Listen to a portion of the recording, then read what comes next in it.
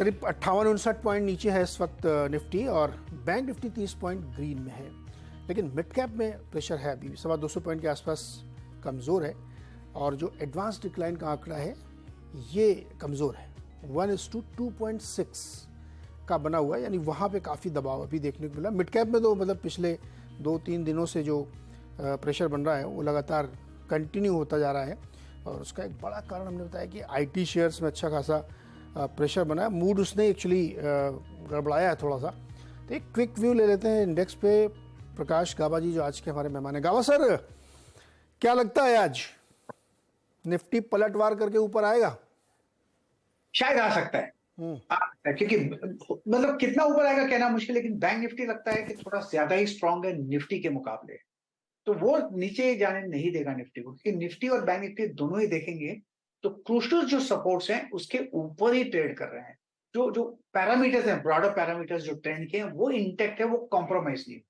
तो जब तक वो कॉम्प्रोमाइज नहीं होती तब तक हो सकता है वीकनेस मिले, लेकिन तब तक ट्रेंड मैं कहूंगा इंटेक्ट है। और बैंक निफ्टी ऊपर चला गया तो निफ्टी पे थोड़ी अब वो मिलना चाहिए।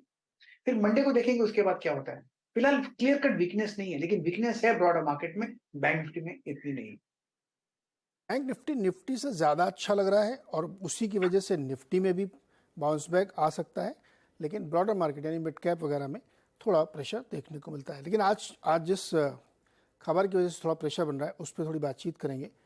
आईटी इंडेक्स वीक है, तमाम आईटी स्टॉक्स में आप कमजोरी देख रहे हैं। कारण ये है कि एक्सेंचर ने अपने रिजल्ट पेश किए, और रिजल्ट में जो उनका ये Q3 था वो तो नंबर ठीक है, लेकिन आगे के जो उन्होंने गाइडेंस दिया उसमें अच्छी खासी कटौती की है। और उन्होंने कहा डील्स क्लॉक करने में मुश्किल आ रही है, ले ऑफ अभी भी करने पड़ रहे हैं, और जो गाइडेंस है रेवेन्यू का उसको भी उन्होंने कम कर दिया है। मार्जिन पे भी अच्छा खासा इम्पैक्ट Q3 में भी देखने को मिला, Q4 में भी मिलेगा, क्योंकि प्राइस रीनेगोशिएट हो रहे हैं। इस पर JP मॉर्गन ने एक बड़ी सी रिपोर्ट भी बनाई है। तो इस पूरी खबर को कॉन्टेक्स्ट में समझते हैं मेरे सहयोगी यतिन से। यतिन, कल से सिलसिला शुरू हो गया था, कल दिन से ही। बिल्कुल नीरज जी। तो समझाइए क्या हुआ हमारे दर्शकों के पूरा। तो देखिए, जो हम इतने दिनों से बात कर रहे हैं, और जो आईटी कंपनीज के जो रिजल्ट्स आ रहे हैं वो रिजल्ट्स ठीक ठाक आ रहे हैं, लेकिन आउटलुक जो है कमजोर होता जा रहा है। एक्सचेंजर में भी यही हुआ, नंबर्स एक्सपेक्टेशंस के हिसाब से आए, लेकिन जो गाइडेंस है वो मैनेजमेंट ने काटा, और ये जो गाइडेंस काटा उसके बाद जेपी मॉर्गन ने कॉशन नोट निकाली है आईटी सेक्टर पे। जेपी मॉर्गन का मानना ये है कि एक्सेंचर ने जो अपने गाइडेंस को कम किया है उसका सीधा असर भारतीय आईटी कंपनी पे दिखाई देगा। इनफैक्ट जेपी मॉर्गन को लगता है कि सेकेंड क्वार्टर के अर्निंग्स भी आपको वीक दिखेंगे सीक्वेंशियल बेसिस पे। तो मार्केट एक्सपेक्टेशन था कि शायद सेकेंड हाफ से थोड़ा बहुत इंप्रूवमेंट दिखाई दे, Q2 से थोड़ा बहुत इंप्रूवमेंट आएगा, तो वैसा कुछ नहीं हो रहा है, ऐसा जेपी मॉर्गन का मानना है। इनफैक्ट ये बात कर रहे हैं कि जो यूएस में कमजोरी है वो नेगेटिव है आईटी कंपनीज के लिए, खास करके जो सीएमटी सेगमेंट है इसमें जो आपको वीक ट्रेंड्स दिखाई दे रहे हैं, इसका सीधा असर टेक महिंद्रा, LTMI, माइंडट्री और परसिस्टेंट जैसी कंपनियों पर होगा। जो क्लाइंट्स हैं इनके वो ज्यादा डिस्क्रिशनरी स्पेंड साइड के हैं, जिसकी वजह से ज्यादा असर इन सब कंपनियों पर होगा, और ओवरऑल उनका जो व्यू है आईटी सेक्टर पे वो नेगेटिव उन्होंने मेंटेन करके रखा है। अच्छा, आपको याद होगा कुछ दिन पहले अपने यहाँ भारतीय कंपनियों की तरफ से अर्ली वार्निंग सिग्नल्स दिए गए थे, बिल्कुल, कि आगे वीकनेस परसिस्ट होगी। फिर मैंने टीम लीज के साथ एक दिन डिस्कशन किया था एम्प्लॉयमेंट के मामले में, तो उन्होंने बताया था कि आईटी में मिड लेवल में कोई भर्ती नहीं, अभी भी फ्रीज है। बिल्कुल। तो 2023 क्या ऐसे ही जाएगा? नीरज जी, जो मैक्रो सिचुएशन बनी हुई है, और ये जो एक्सेंचर है उसके पहले भी जो एक आईटी कंपनी उन्होंने रिजल्ट दिया था, उन्होंने कहा था कि डिस्क्रिशनरी स्पेंड पे प्रॉब्लम्स आ रही हैं। देखो, ऐसा नहीं है कि बिजनेस नहीं है, लेकिन जो क्रीम बिजनेस है जहां से आपको मोमेंटम मिलता है, डील विंस मिलती है, वो डेफिनेटली स्लो हो रही हैं। एग्जिस्टिंग प्रोजेक्ट्स पे शायद इसका असर ना हो, लेकिन जो नई पाइपलाइन है, और देखिए बाजार जो है वो ऑब्वियसली जो आईटी स्टॉक्स को मल्टीपल देता है वो ग्रोथ के लिए देता है, और जब जो लीन क्वार्टर्स हो जाए, ग्रोथ ना हो, तो ऑब्वियस सी बात है काफी सारे आपको नेगेटिव व्यूज और जो है टारगेट प्राइस कट होते हुए दिखाई पड़ेंगे आईटी सेक्टर में। कल TCS ने एक डील हासिल की, इसके पहले एक डील उनकी टूट गई कैंसिल थी। भी हो गई। हाँ, लेकिन कल जो डील हासिल की उसका साइज बताया उन्होंने, ऐसे कभी नहीं बताते थे, multi year, multi million, but deal कल एक स्पेसिफिक डिटेल के साथ आई। तो ये सब चीज़ें छोटी छोटी चीज़ें हैं जिनको अगर आप पकड़ने की कोशिश करें, पता लगता है कि सिचुएशन थोड़ी सी गड़बड़ है। बहुत शुक्रिया यतिन ये सारी पूरी जानकारी देने के लिए। तो आईटी स्टॉक्स पे आज डेफिनेटली प्रेशर देखने को मिला। गावा सर, कोई आईटी स्टॉक आपको पसंद आ रहा है इस गिरावट में खरीदारी करने के लिए? सॉरी, साउंड क्रैक हो रहा है, समझ भी नहीं आ रहा है। साउंड क्रैक हो रहा है। कोई आईटी स्टॉक आपको इस वीकनेस में अच्छा लग रहा है जहां पे आप बाई करना चाहें? एक्चुअली अवॉइड कर देना चाहिए मेरे ख्याल से। टेक महिंद्रा थोड़ा डिप मिल सकता है, यहाँ से एक बाउंस मिल सकता है, लेकिन अब तक क्लैरिटी नहीं है। मैं एक बता रहा हूँ, टीसीएस भी वैसा ही है, same is the case with Infosys. नहीं मिल रहा है मुझे बाई के लिए। एक बिरला साहब सुबह अच्छा लग रहा था, वो अब भी ठीक लग रहा है। 340 स्ट्रॉन्ग सपोर्ट जोन है, इसके ऊपर रहता है तो ठीक है। 355 या 352 पॉसिबल है, लेकिन थोड़ा 1 या 2 दिन छोड़ देना चाहिए। 1 या 2 दिन थोड़ा अवॉइड करें, जब स्टेबल हो जाए तो फिर इसको लेना चाहिए। चलिए अब सवाल जवाब का सिलसिला शुरू करें। ब्रजेंद्र कुमार मिश्रा कानपुर से जुड़ रहे हैं। ब्रजेंद्र जी बताइए क्या सवाल है? सर मेरा सवाल है, मेरे पास 20 शेयर हैं डेटा पैटर्न के 915 रुपए के हिसाब से, जिसमें से 10 शेयर तो मेरे आईपीओ के ही थे, तो उसमें कहाँ तक रुकना चाहिए? तो बड़ा अच्छा पैसा कमा लिया आपने, डबल हो गया आपका। हाँ डबल, वो 1949 तक भी चला गया था, तो वो हमारा शुरुआत से था, बाद में और हमने उसमें बढ़ाना चालू किया था। 10 रोक रखे थे सर हमने, हाँ। और इसके बाद और हमने रोकना उसको, और जब देखा कि सही साथ परफॉर्म कर रहा है और उसकी फील्ड भी सही है, तो फिर 1-1, 2-2 करके और पाए, तो इसका एवरेज प्राइस 915 पड़ा हमारा। ओके गावा सर, डेटा पैटर्न इनका पैसा डबल हो चुका है, लेकिन अब क्या करें, ये बने रहे बेच दें? मैं स्टॉक को 600 के 560 600 के वहां से मैं ट्रैक कर रहा हूँ। ये स्टॉक बढ़िया है, इसमें डिप्स मिल सकते हैं, वो बाइंग अपॉर्चुनिटीज है। तो मेरे ख्याल से ये स्टॉक ए होल्ड है, डिप्स पर बायबल है, और मेरे ख्याल से होल्ड करना चाहिए। 1810 के आसपास ट्रेड कर रहा है, और रिसेंटली हाई मेरे ख्याल से 2000 के आसपास चला गया था, लेकिन कहाँ गया था, हाई गया था 1954। मेरे ख्याल से होल्ड ही है। अगर आपको स्टॉप लगाना है तो 1400 का लगाइए, जो ब्रीच नहीं होगा, और कंटिन्यू होल्डिंग है, और अच्छा मुनाफा मिल सकता है। डेटा पैटर्न लॉन्ग टर्म बढ़िया है, होल्ड। ओके, तो इस पर बने रहिए भाई, डेटा पैटर्न अच्छा स्टॉक है, कोई दिक्कत नहीं है। अगला सवाल लेते हैं, रियांश का है हमारे साथ सोनीपत से। रियांश बताइए। नमस्कार सर। जी नमस्कार सर मेरे पास BEML के 50 शेयर हैं, हाँ। 1744 रुपए, 2 दिन पहले ही लिए हैं। 2 दिन पहले लिए, तो क्या इरादा क्या है? ट्रेडिंग के लिए लिया है ना? हाँ जी, ट्रेडिंग के लिए ली। स्टॉप लॉस क्या लगाया? स्टॉप लॉस नहीं लगा सर, क्यों? 3-4 महीने होल्ड करने सर। तो फिर ट्रेडिंग के लिए थोड़ी हुआ, 3-4 महीने के लिए आपने कहा कि ट्रेडिंग के लिए। अच्छा गावा सर, 3-4 महीने के इरादे से लिए हैं रियांश ने, और लेते ही 125 रुपए का नुकसान। 2 दिन पहले लिए, आज 137 पे नीचे इनके भाव से। क्या करना चाहिए इनको? 3-4 दिन का जो पर्सपेक्टिव इस स्टॉक में होना नहीं चाहिए BEML। उन्होंने बदल लिया तो गावा सर, अब ये बदल गया पर्सपेक्टिव, 3-4 महीने का हो गया है। 3-4 दिन का, 3-4 महीनों का, महीने तो होल्ड कीजिए बिल्कुल। 1400 स्ट्रॉन्ग सपोर्ट जोन है BEML में, अप मूव मिलना चाहिए 2000 के आसपास, उसके पहले ही निकल जाइएगा प्रॉफिट बुक करना है तो। 2000 के पहले निकल जाइएगा, मोमेंटम बना भाई, 2000 के आसपास जाए तो प्रॉफिट बुक कर लीजिएगा रियांश। अगला सवाल है अतुल मित्तल का, दिल्ली से। अतुल जी नमस्कार। नमस्कार जी, नमस्कार। बताइए सर, मैंने 2000 ओरियन प्रो लिए थे दिसंबर 21 में एट द रेट 267, काफी ऊपर आ चुका है। I can even hold it for long term, क्या आप सजेस्ट करेंगे? ओके गावा सर, ओरियन प्रो 267 पे लिए थे इन्होंने, और अभी है 1000 रुपए का। ओरियन प्रो, हाँ मिला आपको? Sorry Orion pro, AURIN। AUR मैं लिखता हूँ, AUR पे लिखता हूँ, मिल जाता है AUR, ओरियन प्रो मिल गया, बिल्कुल मिल गया। यस 400 to 1000 बहुत फास्ट जोड़ा है। यहाँ पर प्रॉफिट बुकिंग करने की जगह है, क्योंकि जितना फास्ट जोड़ा है उसके हिसाब से करेक्शन आना चाहिए। तो आपकी कॉस्ट कितनी है मुझे पता नहीं इनकी कॉस्ट सर बहुत ही कम है, 267 रुपए। प्रॉफिट बुक कर लेना चाहिए, बिल्कुल प्रॉफिट बुक करना चाहिए। मित्तल जी के पास 2000 शेयर, मित्तल जी बेच दीजिए अब आप। गावा सर कह रहे हैं प्रॉफिट ले लीजिए। अगर आपको ये शेयर बहुत पसंद है तो जब नीचे आएगा तब देखिएगा, अदरवाइज तो बेचिए आप, चूँकि आपका पैसा वाकई बहुत बढ़ गया है। तो अभी जैसे एक इससे पहले कॉलर आए थे जिन्होंने डेटा पैटर्न लिया था, पैसा उनका ही डबल हो गया था, लेकिन वो 100 रुपये उनके नोशनल लॉस हो रहा था, तो बड़ी चिंतित थे वो। तो कहीं ऐसा ना कि आपको नोशनल लॉस हो जाए, तो इसलिए आप बेच के इसमें प्रॉफिट बुक कर लीजिए। राजेंद्र जी हैं अहमदाबाद गुजरात से। राजेंद्र जी नमस्कार, बताइए सर। सर नमस्कार सर। जी गावा सर को भी नमस्कार सर। नमस्कार। सर मेरे पास रिको ऑटो है सर, 3000 शेयर 101 के रेट में लिए थे मैंने सर। मैं उनको एक साल रख सकता हूँ? कब लिए थे आपने ये सर अभी पिछले वीक में लिए सर। पिछले हफ्ते लिए हैं, 1 साल तक जी रुक सर, सकते हैं। जी, और कुछ और शेयर ऐड करूँ क्या इसमें? और गावा इंतजार सर, कब तक करूँ सर? जी गावा सर, रिको ऑटो क्या कर रहे हैं? ये जगह लेने की गलत है, सिंपल। यहीं पर रेसिस्टेंस है जहां इन्होंने लिया है। लेना चाहिए था 80 पे, 60 पे जब आया था, लेकिन अब यहाँ पर रेसिस्टेंस है। और ये जो बहुत दौड़ा है यहाँ पर पहुंचते पहुंचते, तो यहाँ से ब्रेकआउट मिलना थोड़ा मुश्किल लगता है। अगर लिया है तो होल्ड कीजिए और फिर नजरिया थोड़ा बढ़ा दीजिए, फिर एक बूम मिलेगा। ये ऑल टाइम हाई जब 100 पार कर लेगा तो अच्छा बूम आएगा, वो नेक्स्ट कैंपेन में होगा। फिलहाल 70 में स्ट्रॉन्ग सपोर्ट जोन है, तो फिलहाल होल्ड करना है तो होल्ड कीजिए। स्टॉप लॉस लगाना है तो 80 का लगाइए। 80 में क्रैक हो जाता है तो निकल जाइएगा, कंटिन्यू होल्डिंग है। गावा सर, 3 महीने में 45% चलने के बाद इन्होंने एंट्री ली है। अभी 1 आध रुपए कम है इनके भाव से, तो अगर रेजिस्टेंस पे खड़ा है तो फिर अभी इनको निकल जाना चाहिए क्या?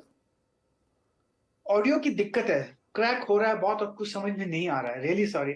पीसीआर प्लीज चेक कीजिए। गावा सर, आवाज आ रही है अभी? अभी आ रही जी। मैं ये कह रहा हूँ कि जब इन्होंने अभी लिया 1-2 दिन पहले और इनके भाव के आसपास ही खड़ा है और रेजिस्टेंस पे है, 3 महीने में 45% स्टॉक चलने के बाद इन्होंने एंट्री ली है, तो क्या ये समझदारी नहीं होगी कि अभी 1 आध रुपए का नुकसान करके बेच के निकले? होल्ड कर सकते हैं, इनको स्टॉप लगाना चाहिए 90 का। 90 ब्रीच एग्जिट। लेकिन मेरे ख्याल से कंपनी बढ़िया है। एक ब्रेकआउट अगर मिल जाता तो बहुत ही अच्छा, लेकिन ये 3rd अटेम्प्ट है और यहाँ से जब 4th अटेम्प्ट होगा तब बहुत बढ़िया आपको मिलेगा। तो थोड़ा यहाँ पर रेस्ट करने की जगह है। रिको ऑटो होल्ड कर सकते हैं 90 का स्टॉप लगाकर या राजन जी, फिर आपकी रिस्क एपेटाइट पे है। अगर आप रिस्क ले सकते हैं तो ही होल्ड करिएगा, वरना इससे निकलना बेटर रहेगा। फिर नीचे आ एक लीजिएगा। सवाल और ले सकता हूँ क्या? बताइए जल्दी से। सर मेरे पास 2000 शेयर है पीसीबीएल के, फिलिप्स कार्बन 163 के रेट पे के हैं। ये भी मैंने पिछले हफ्ते लिए हैं। गावा सर, फिलिप्स कार्बन भी एक बार देखिएगा जरा। एक साथ में रुक सकता हूँ सर? और यहाँ पर रुकना चाहिए पीसीबीएल में। जी। बिल्कुल रुकना चाहिए। चार्ट सबसे बढ़िया लगता है, बहुत कंसोलिडेशन हुआ और कंसोलिडेशन ब्रेकआउट भी मिला है। ये जगह होल्ड करने की, बिल्कुल होल्ड करना चाहिए। अगर आपको स्टॉप लगाना है तो 140 के नीचे लगाइए, लेकिन आप एक साल होल्ड कर सकते हैं तो बिल्कुल होल्ड कीजिए। अच्छा स्टॉक लिया है। ठीक है, तो पीसीबीएल में आप होल्ड कर सकते हैं, यहाँ पे ठीक जगह पे है। अगला सवाल है गौरव का, चंडीगढ़ से है। गौरव जी नमस्कार। नमस्कार जी। जी तो मेरे पास इसके यस बैंक के शेयर्स हैं somewhere around 500. So I should hold it for some time or I should sell it off right now? गावा सर, यस बैंक होल्ड करना चाहिए, क्योंकि इसमें एक बेस बन रहा है और बेस बनते बनते कितना वक्त लगेगा कोई नहीं बता सकता, लेकिन ज्यादातर डाउनसाइड इतना कम लगता है। और जब यहां से एक अपमूव मिलेगा फिर एक अच्छा अपमूव मिलेगा। वो कब मिलेगा वो कहना मुश्किल है, लेकिन आपने लिया है, लॉन्ग टर्म होल्ड करना है 2, 3, 4 साल, तो मेरे ख्याल से मुनाफा अच्छा मिलेगा। ये मल्टी बैगर हो सकता है। यहाँ से पहला टारगेट रहेगा 30, क्योंकि अगर लॉन्ग बेस बनेगा तो अपमूव भी बड़ा रहेगा। तो इसलिए ऊपर जाते भी वक्त लगेगा, ऐसा नहीं इमीडिएटली चला जाएगा। आपने लिया तो डबल हो जाएगा, ऐसा बात नहीं है। लेकिन अपमूव लगता है ज्यादा डाउनसाइड नहीं, बेस बन रहा है, राउंडिंग बॉटम जो कहते हैं, और बनते बनते वक्त। तो आप लॉन्ग टर्म होल्ड है तो होल्ड कीजिए। ओके, अगर लॉन्ग टर्म है तो होल्ड करिए। राउंडिंग बॉटम पैटर्न दिखाइए, जितना लंबा चार्ट डॉक्टर साहब के पास हो उसे समझने की कोशिश करें उसमें से, तो उस लिहाज से ऊपर की तरफ ये जा सकता है। 1 साल में 28% चल भी चुका है ये। एनीवे, ओके, अगला सवाल लेते हैं रणजीत, पुणे महाराष्ट्र से। रणजीत जी नमस्कार, बताइए सर। नमस्ते नीरज सर। नमस्ते गावा सर। जी नमस्ते। मेरे पास एक्चुअली मेरे 2 सवाल है। एक तो मैंने जेबी केमिकल लिया है 20, अभी मेरा एवरेज प्राइस है 2040, 100 शेयर्स लिए हैं। और दूसरा, मैं गावा सर का एक्सपीरियंस से मतलब उनका लाभ उठाना चाहता हूँ। ऐसा कोई शेयर बताइए मुझे, कुछ 5-6 लाख रुपए इन्वेस्ट करने हैं मार्केट में, तो कोई एक अच्छा मल्टी बैगर अगर आप सजेस्ट कर सके तो। अच्छा, पहले गावा सर, पहले जेबी केमिकल पे इनकी प्रॉब्लम सॉल्व करिए। प्रॉफिट में है, 300 रुपये तो बन रहे हैं इनके। क्या करने? जेबी का मुझे अच्छा लगता है। तो ये 2359 पर ट्रेड कर रहा है, ये लॉन्ग टर्म के लिए स्टॉक बढ़िया है, बेस बना हुआ, जब भी कोई करेक्शंस आती हैं ये एब्जॉर्ब हो जाती है। तो मेरे ख्याल से ये होल्ड है, क्लियर कट। 2000 में स्ट्रॉन्ग सपोर्ट है जेबी के अंदर। बाकी इसका आपका जो दूसरा सवाल था कि आपको 5-6 लाख लगाने हैं लॉन्ग टर्म के लिए, मैं वही स्टॉक दूंगा जो मेरे पास है। आपने कहा मल्टी बैगर, वो मल्टी बैगर मेरे लिए बने हुए जब मैंने पहले लिए थे। यहां से मल्टी बैगर होंगे मुझे पता नहीं, लेकिन सेफ्टी मार्जिन हाँ है, ये बता दूं आपको। मेरे इन्वेस्टमेंट जो मैंने किया है, निवेश किया है मेरे पोर्टफोलियो में, वो है एक इंडसइंड बैंक, HDFC बैंक और HDFC। ये तीनों ही विकल्प मुझे बहुत ही अच्छे लगते हैं लॉन्ग टर्म के लिए। तो मुझे यहाँ पर सेफ्टी मार्जिन थोड़ा हाई है, कैपिटल को प्रिजर्व करना चाहिए, डिविडेंड्स मिलते हैं और ग्रोथ भी मिलना चाहिए। जब भी कोई डिस मिल जाती है यहाँ पर ऐड करने का मौका मिल जाता है 3 स्टॉक्स में। अब HDFC बैंक और HDFC तो मर्ज हो जाएगा, फिर 2 ही बचेंगे, और क्या चाहिए आपको? तो भैया सवाल का जवाब मिल गया आपको रणजीत जी।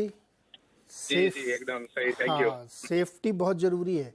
देखिए पैसा कमाना तो मैं नहीं कह रहा हूँ आसान है, लेकिन बचाना थोड़ा ज़्यादा कठिन होता है। कि आप पैसे बचा भी ले जाएं ना, सेव करें, तो उसका काफ़ी फ़ायदा होता है। तो चलिए अगला सवाल लेते हैं तपस मिस्त्री। तपस जी नमस्कार। नमस्कार निवेश जी, बताइए सर। मेरे पास टाइम टेक्नो का 1000 शेयर है, 110 रुपया 60 पैसा रेट में है। मैंने 1 साल सितंबर में लिया था 2022 में। तो सर क्या करें अभी, तो बोल देंगे क्या हो सर, क्या करें इसमें? होल्ड करना चाहिए, अच्छा लगता है स्टॉक में, चार्ट स्ट्रक्चर पॉजिटिव है, करेक्शंस आते हैं लेकिन एब्जॉर्ब हो जाते हैं। तो अप मूव ऑन है, 119 120 पे ट्रेड कर रहा है, न्यू हाई के आसपास है, 120-25 चला जाएगा तो और हाई बनेगा। मेरे ख्याल से होल्ड करना चाहिए, it's a good stock to hold.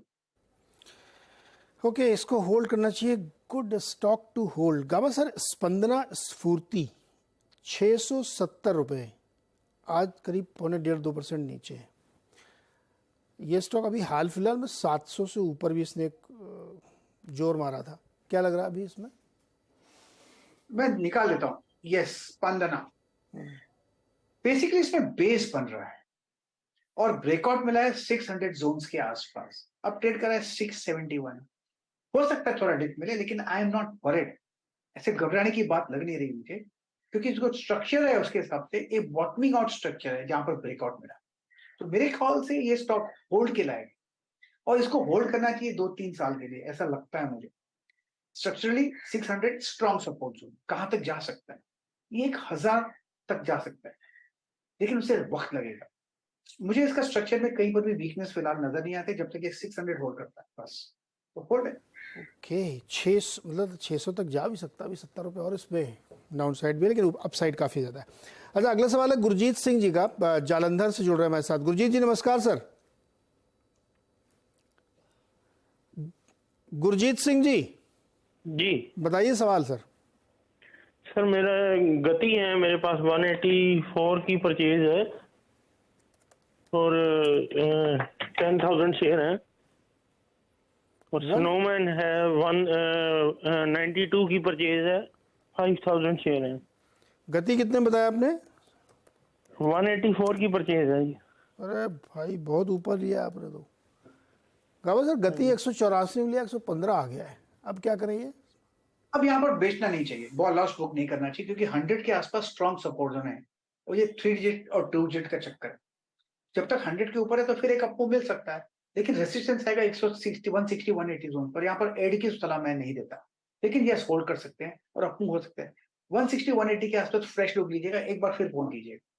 मेरे ख्याल से वहां तक जा सकता है, लेकिन वक्त लगेगा उसके लिए। ज्यादा डाउनसाइड मुझे लग नहीं रहा है, कभी मुझे नहीं लगता 100 बीच करेगा, तो होल्ड। और स्नोमैन 92 पे लिया है। स्नोमैन कितने में लिया? 90, 92 रुपये, आधा हो गया ये। आधा हो गया, लेकिन यहाँ पर एक ब्रेकआउट मिला है, बेस बना हुआ, यहाँ से आपको मिल सकता है।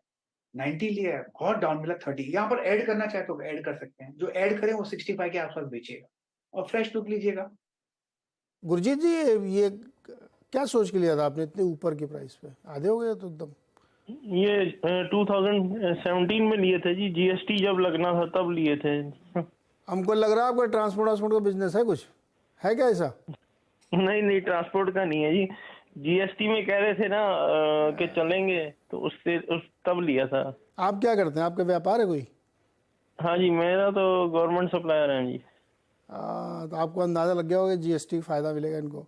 एक्चुअली क्या है, ये दोनों कंपनियां ना ग्रुप सेम है, ये थोड़ा रिस्ट्रक्चरिंग भी इसमें हुई है, आपस में एक दूसरे हुआ, मतलब वैसा कोई दिक्कत नहीं, लेकिन प्राइस है, मूवमेंट है, आधा हो गया, तो होल्ड करिए दोनों को आप, कोई दिक्कत एक नहीं। सर स्टीराइड फार्मा भी है मेरे पास, 715 की परचेज है, 500 शेयर है।